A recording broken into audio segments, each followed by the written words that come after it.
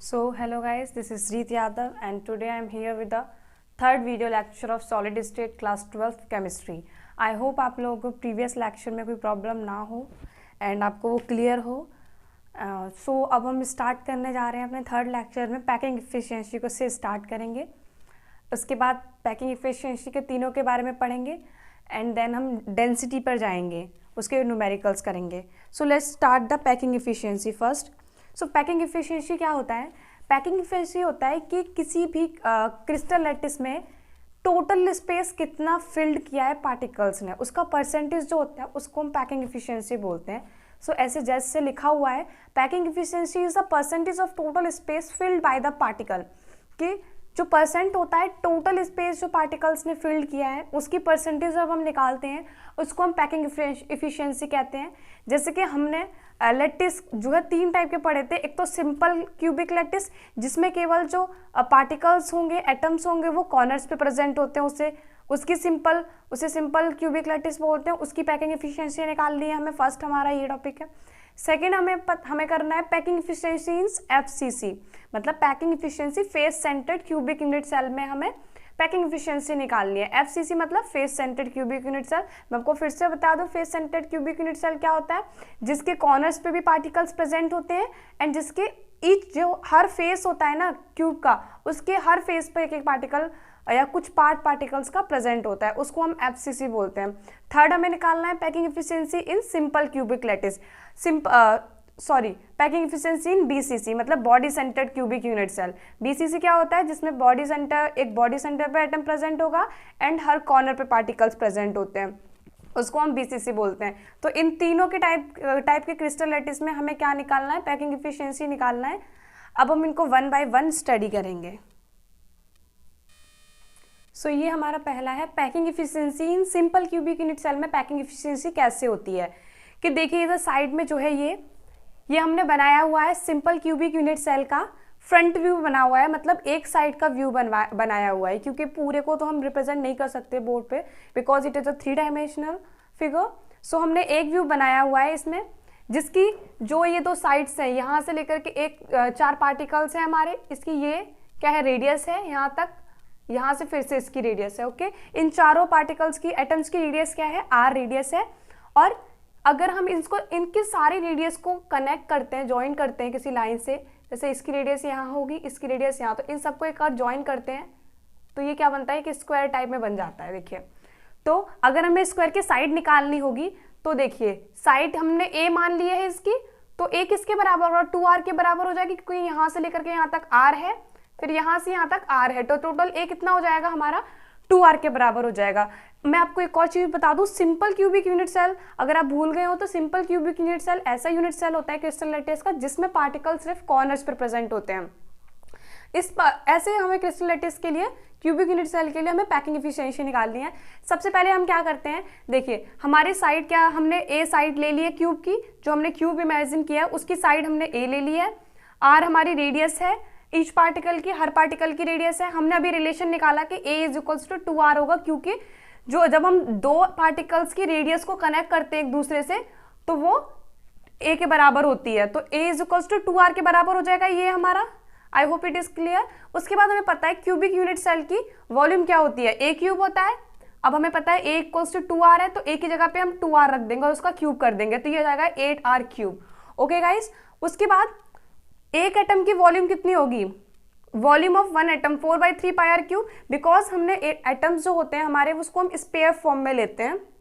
Imagine कर रखा है हमने पहले से ही, हमें बताया गया है, फिर साइंटिस्ट वगैरह ने बताया कि जो एटम्स हैं उनको हम स्पेरिकल फॉर्म में लेते हैं, तो जो वॉल्यूम होगी वो भी हम स्पेयर की लेंगे, तो इसकी वॉल्यूम हो जाएगी 4/r क्यूब, क्योंकि जो स्पेयर है उसकी हमने रेडियस को r लिया हुआ है, तो 4/3 पाई क्यूब हमारा वॉल्यूम ऑफ वन एटम हो जाएगा. ओके गाइस, तो अब हमारा आता है पैकिंग इफिशिएंसी निकालने का फॉर्मूला. क्या होता है? पैकिंग इफिशिएंसी निकालने का फॉर्मूला होता है कि जितने भी पार्टिकल्स प्रेजेंट है उनकी वॉल्यूम, जैसे कि हमारा एक क्यूबिक यूनिट सेल है, तो क्यूबिक यूनिट सेल में कितना एटम प्रेजेंट होते हैं? 1 एटम प्रेजेंट होता है, इसलिए हमने 1 एटम की वॉल्यूम लिखी है. अगर बॉडी सेंटर्ड होगा तो यहाँ पे वॉल्यूम ऑफ 2 एटम होगा, जब फेस सेंटर्ड होगा तो वॉल्यूम ऑफ 4 एटम होगा.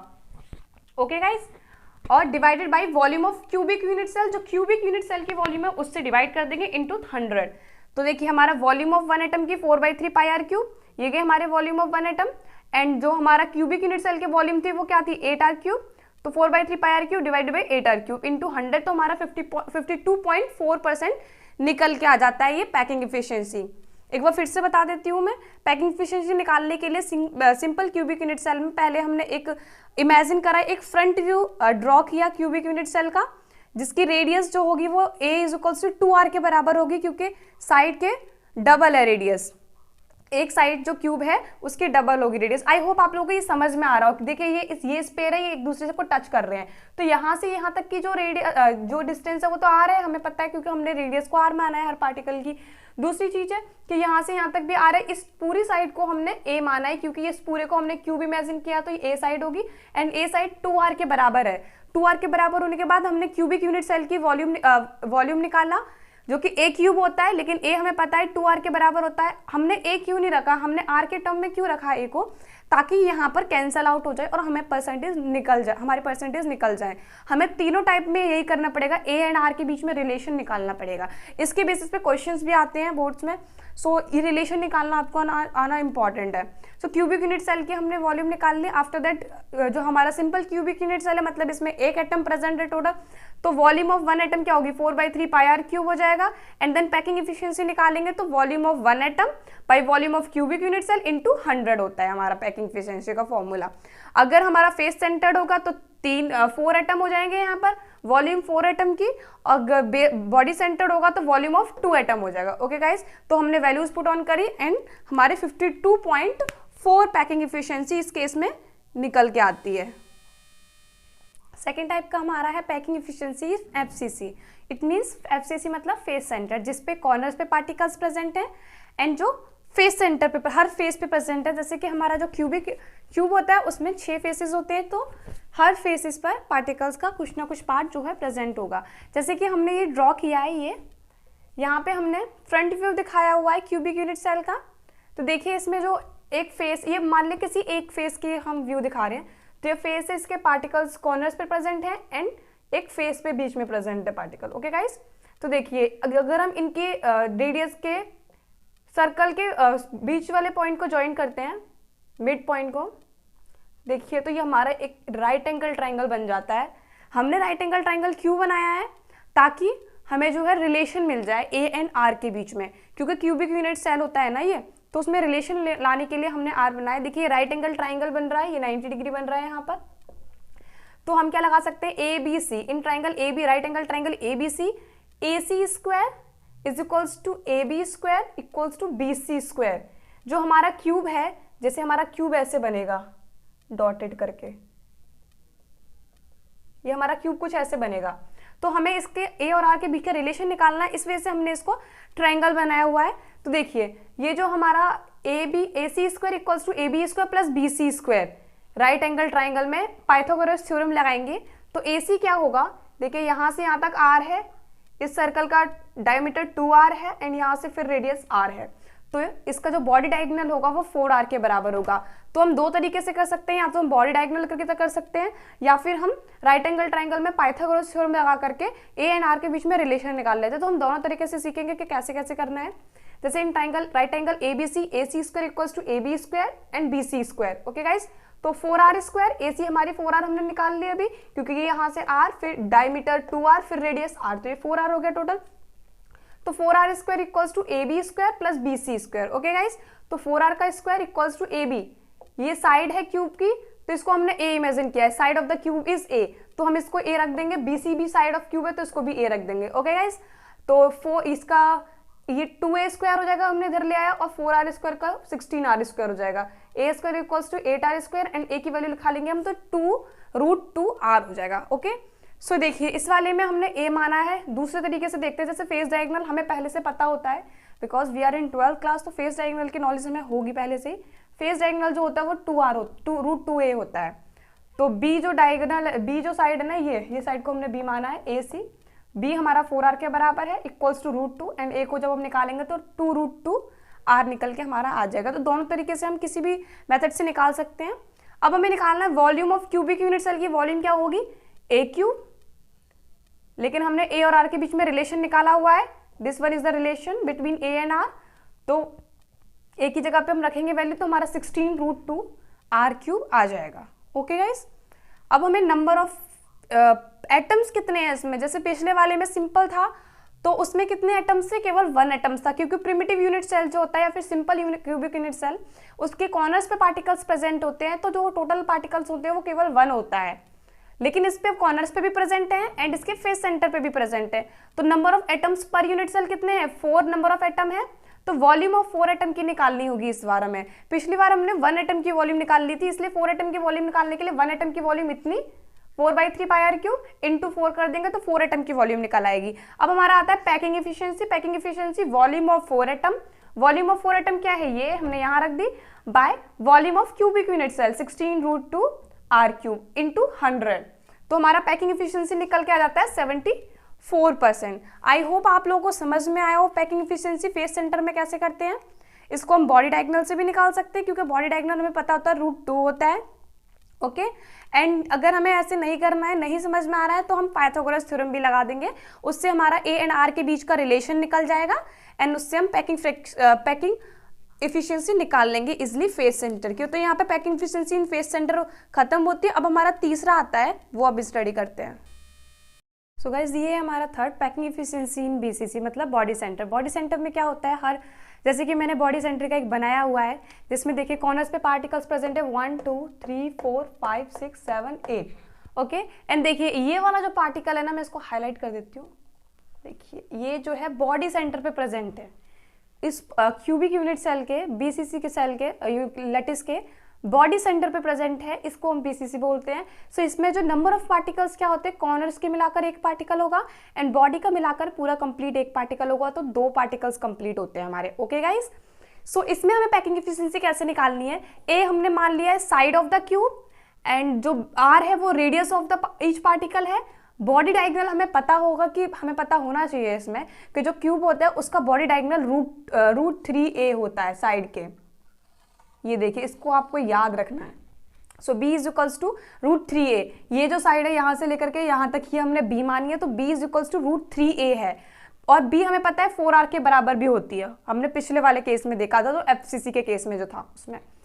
तो बॉडी डायगोनल हमारा 4r के बराबर है, तो a को हम इक्वेट जब करेंगे, b की जगह पे 4r रखेंगे इक्वल्स टू √3 है, तो a is equals to 4/√3r बचेगा। ये रिलेशन भी आपको याद रखना है, क्योंकि इसके बेसिस पे भी न्यूमेरिकल आ जाता है कभी कभी, 1 या 2 नंबर का। ओके, तो सबसे पहले volume of cubic unit cell, a³ होता है, एक का हमें वैल्यू पता है, a की वैल्यू 4/√3r, तो हमने रख दिया ये, ठीक है। और a³ की जगह पे, उसके बाद number of atom per unit cell कितना है, 2 एटम्स है, तो वॉल्यूम ऑफ 2 एटम निकाल लेंगे, 1 वॉल्यूम की एटम, 1 एटम की वॉल्यूम इंटू 2, तो पैकिंग एफिशिएंसी क्या हो जाएगी, 4/3 πr³ इंटू 2 बाई 4/√3r का होल क्यूब इंटू 100। तो हमारा आंसर आता है इसमें 68%। इस केस में आपको एक चीज अच्छे से याद रखनी है कि जो बॉडी डायगोनल होता है, बॉडी सेंटर का बॉडी डायगोनल जो होता है वो √3a होता है, क्योंकि ये रिलेशन निकालने के लिए a और r के बीच में जो रिलेशन निकालना होता है उसमें काफ़ी हेल्पफुल होता है। जब तक हम रिलेशन नहीं निकालेंगे तब तक हमारा पैकिंग एफिशिएंसी नहीं निकल पाएगा। तो आपको ये याद रखना है कि जो बॉडी डायगोनल होगा वो b is equals to √3a के बराबर होगा। b इज इक्वल्स टू फिर हम 4r लिखेंगे, तो दोनों को इक्वल करके रख के a की वैल्यू निकाल देंगे, which is 4/√3r। Okay guys, तो यहाँ पर हमारी पैकिंग एफिशिएंसी खत्म होती है। इसके बाद हम पढ़ने जा रहे हैं सेकंड टॉपिक, वॉइड्स के बारे में। सो हमारा टॉपिक है अब वॉइड्स। अब वॉइड्स क्या होता है कि जब हमने पैकिंग की थी 1 डायमेंशन, 2 डायमेंशन एंड 3 डायमेंशन में, तो कुछ ना कुछ स्पेस बच रहा था, उसको हम वॉइड्स बोलते हैं। तो जो इस जैसे लिखा हुआ है, the space enclosed by the spheres enclosed packing in crystal is known as a voids. उसको हम क्या बोलते हैं, वॉइड्स बोलते हैं। जो स्पेस इनक्लोज्ड होता है, या मतलब जब हम पैकिंग करते हैं तो उसमें थोड़ा थोड़ा स्पेस रह जाता है, उसको हम वॉइड्स बोलते हैं। वॉइड्स 2 तरीके के होते हैं, टेट्राहेड्रल वॉइड्स एंड ऑक्ट्राहेड्रल वॉइड्स। तो इनको हम 1 बाय 1 पढ़ेंगे कि टेट्राहेड्रल वॉइड्स क्या होते हैं एंड ऑक्ट्राहेड्रल। सो ये हमारा टेट्राहेड्रल वॉइड्स। टेट्राहेड्रल वॉइड्स क्या होता है कि जैसे कि हमने पैकिंग की, इस तरीके से पैकिंग की आइटम्स की, ए बी पैकिंग, तो ए लेयर ये हो गई हमारी, दूसरी लेयर हमने ये रखी इनके ऊपर, तो इनमें ये जो गैप बच जाता है ना, ये ये जो दिख रहा होगा आपको, आई थिंक ये जो मैं कर रही हूँ डार्क, इसको हमने फिर से एक, इसको जब हम छिपाने के लिए एक और आइटम रखते हैं तो इसको हम टेट्राहेड्रल वॉइड्स बोलते हैं। इस तरह के जो वॉइड्स होते हैं टेट्राहेड्रल वॉइड्स होते हैं। इसमें जो वॉइड है उसको वो 4 एटम्स को टच कर रहा है, एक तो ये 1 2 3 एटम, एंड इस वॉइड को ढकने के लिए हम एक और एटम का यूज कर रहे हैं, ऊपर से रख रहे हैं। जैसे हमने ये डॉटेड करके मैंने दिखाया हुआ है, एक एटम है जो ऊपर से रखा है ताकि इस वॉइड को हम ढक सकें। तो इसको क्या बोलते हैं, ये 4th एटम है हमारा, तो इसका कोऑर्डिनेशन नंबर क्या हो जाएगा, 4 हो जाएगा, 1 2 3, एंड ये एक और एटम ऊपर से रखा है हमने तो ये 4 हो जाएगा। इसकी शेप कुछ इस तरीके से होती है, हम इसको स्टडी करते हैं इस तरीके से। तो ईच टेट्राहेड्रल वॉइड से surrounded by 4 sphere and its coordination number is 4। तो 4 स्पेयर से सराउंडेड होता है, जैसे 1 2 3 एंड ऊपर वाला एक स्पेयर आपको इमेजिन करना पड़ेगा, जैसे ऊपर के साइड में रखा हुआ है स्पेयर इस तरीके से। और इसको हम अगर ड्रॉ करना चाहे तो ड्रॉ ऐसे करते हैं। ओके गाइज, इसके बाद हर टेट्राहेड्रल वॉइड जो होता है वो 4 स्पेयर से सराउंडेड होता है, इसीलिए इसका कोऑर्डिनेशन नंबर 4 होता है। जैसे कि आपको याद होगा कि कोऑर्डिनेशन नंबर क्या होता है, नेबरिंग एटम, कि जो उसको टच कर रहे हैं। तो इस वॉइड को 4 एटम टच कर रहे हैं, इसलिए इसका कोऑर्डिनेशन नंबर 4 है। और वॉइड की रेडियस, ये वॉइड बन रहा है ना, वॉइड की रेडियस हमने स्मॉल आर ली है और लैटिस की रेडियस क्या है, कैपिटल आर। तो इन दोनों के बीच का रिलेशन ये होता है, small R equals to 0.225 capital R. Okay guys, ये हमारा टेट्राहेड्रल वॉइड्स है। इसमें एक और चीज है जो मैं अभी आपको दोनों खत्म होने के बाद बताऊंगी, जो कि न्यूमेरिकल्स में यूज होती है। सो हमारा सेकंड है ऑक्ट्राहेड्रल वॉइड्स। ऑक्ट्राहेड्रल वॉइड्स में कुछ इस तरीके से होता है, 3 एटम्स ये प्रेजेंट हैं, इसके ऊपर इस वॉइड जो क्रिएट हो रहा है उसको कवर करने के लिए हम और 3 एटम्स बनाते हैं। तो इनके बीच में जो बनता है ना, ये इसको हम बोलते हैं ऑक्ट्राहेड्रल वॉइड्स। उसकी कुछ अगर ड्रॉ करना चाहें पेजेस पे तो हम इसको इस तरीके से ड्रॉ करते हैं। Each octahedral void is 6 sphere around surrounded by 6 sphere, कि मतलब हर ऑक्ट्राहेड्रल वॉइड जो होता है वो 6 स्पेयर से सराउंडेड होता है। इसी वजह से इसका कोऑर्डिनेशन नंबर क्या होता है, 6 होता है। ओके गाइस, तो ये कुछ शेप्स हैं, और जो वॉइड की रेडियस के बीच में और लैटिस की रेडियस के बीच का रिलेशन होता है वो होता है r इक्वल्स टू 0.414, और जो टेट्राहेड्रल के केस में क्या था, 0.225 r। ओके, तो ऑक्टाहेड्रल में हमारे 6 एटम से सराउंडेड होता है, इसलिए इसका कोऑर्डिनेशन नंबर 6 होता है। लेकिन जो टेट्राहेड्रल वॉइड्स में होता है वो 4 एटम से सराउंडेड होता है और उसका कोऑर्डिनेशन नंबर 4 होता है। अब ऑक्टाहेड्रल और जो ऑक्टाहेड्रल में नंबर ऑफ एटम्स हैं और टेट्राहेड्रल वॉइड्स में जो नंबर ऑफ एटम्स होते हैं वो क्यूबिक लैटिस के टोटल नंबर ऑफ एटम से कैसे रिलेटेड होते हैं, उसके बारे में एक छोटा सा टॉपिक है। टॉपिक क्या है, एक इंपॉर्टेंट एडिशनल इंफॉर्मेशन है जो कि मैं आपको बताना चाहूंगी। जैसे कि अगर हमारे पास कोई एक क्यूबिक यूनिट सेल है तो उसमें कितने नंबर ऑफ एटम हैं, तो हम सपोज करते हैं there are n number of atoms. ठीक है, हमने मान लिया कि एक क्यूबिक यूनिट सेल है जिसमें कितने नंबर ऑफ एटम है, n नंबर ऑफ एटम है। तो उसके बेसिस पे हम ऑक्टाहेड्रल वॉइड्स और टेट्राहेड्रल वॉइड्स को निकाल सकते हैं कि अगर किसी क्यूब में n number of unit atoms हैं किसी क्रिस्टल यूनिट सेल में, तो उसमें ऑक्टाहेड्रल वॉइड्स क्या होते हैं, नंबर ऑफ एटम के बराबर होते हैं। तो ऑक्टाहेड्रल वॉइड्स भी क्या होंगे, n ही होंगे।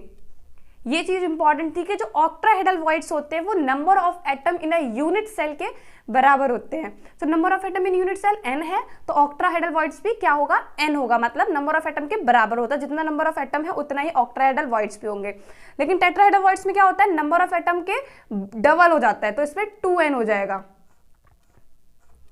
ठीक है गाइस, तो अगर नंबर ऑफ एटम n दिया हुआ है किसी यूनिट सेल में, n की जगह पे 2 4 6 कुछ भी हो सकता है, और हमें उसमें ऑक्टाहेड्रल वॉइड्स और टेट्राहेड्रल वॉइड निकालने हैं, तो नंबर ऑफ ऑक्टाहेड्रल वॉइड्स हमारे n होते हैं, मतलब नंबर ऑफ एटम के बराबर ऑक्टाहेड्रल वॉइड्स होते हैं।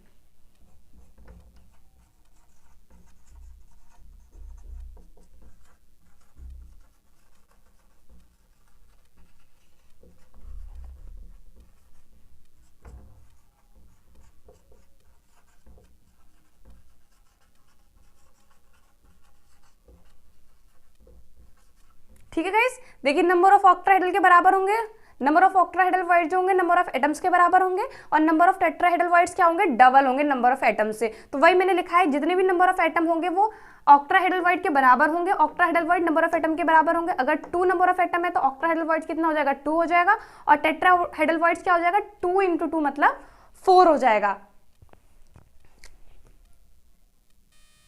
सो देखिए मैंने दो क्वेश्चंस लिखे हैं। पहला क्वेश्चन है कि number of octahedral voids and tetrahedral voids हमें निकालना है अगर नंबर ऑफ एटम्स कितने हैं, 5 हैं। तो अगर नंबर ऑफ, मैं पहला करके दिखाती हूँ, बाकी दूसरा आप खुद करेंगे। ओके गाइस, तो नंबर ऑफ एटम्स कितने हैं, number of atoms equals to 5 है। और ऑक्ट्राहेड्रल वॉइड्स क्या होते हैं, नंबर ऑफ एटम के बराबर होते हैं। तो number of octahedral voids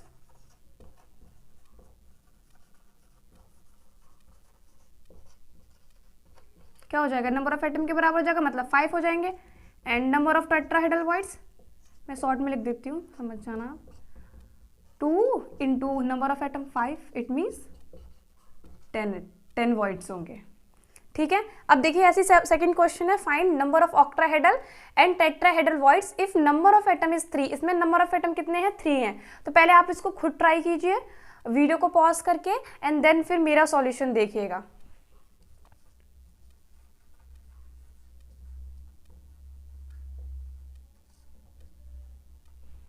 I hope आपने ट्राई कर लिया हो। चलिए मैं सॉल्व करती हूँ इसको, मैच करिएगा अपना answer.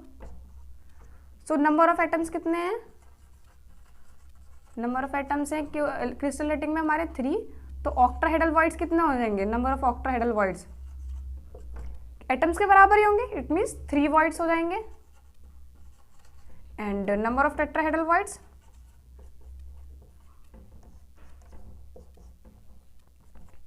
2 into 3, it means 6 voids। I hope आपको ये क्लियर होगा। तो यहाँ पर हमारा वॉइड्स का भी टॉपिक फिनिश होता है।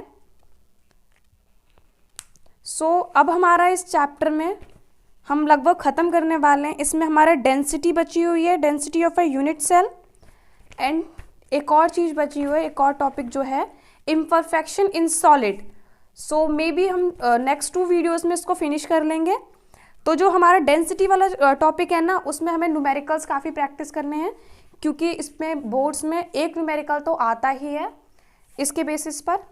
तो नंबर ऑफ जो हमारे density of a unit cell है, उसको हम नेक्स्ट वीडियो में स्पेशली केवल डेंसिटी ऑफ यूनिट सेल ही करेंगे, जिसमें हम पहले डेंसिटी के बारे में जानेंगे, उसके फॉर्मूले के बारे में जानेंगे, उसके बेसिक के बारे में, एंड देन उस पर काफ़ी सारे क्वेश्चंस को प्रैक्टिस करेंगे एंड ट्रिक की तरह करेंगे कि कैसे उसमें, क्योंकि हमारे पास वहाँ पे कैलकुलेटर तो होता नहीं, तो कैलकुलेशन को ईजी कैसे बनाना है, तो उसको हम नेक्स्ट वीडियो में करते हैं, density of a unit cell. And उससे नेक्स्ट वीडियो में इम्परफेक्शन इन सॉलिड करके हम अपने चैप्टर को फिनिश कर देंगे। तो आई होप आप लोगों को आज जो मैंने पढ़ाया पैकिंग इफिशिएंसी एंड वॉइड्स के बारे में आपको समझ आया हो। अगर आपको कोई भी दिक्कत हो तो आप कमेंट सेक्शन में बता सकते हैं, मैं उसको नेक्स्ट वीडियो में सॉल्व कर दूंगी। So I hope you like the video. If you like the video, then hit the like button and subscribe the channel. Thank you so much and keep studying.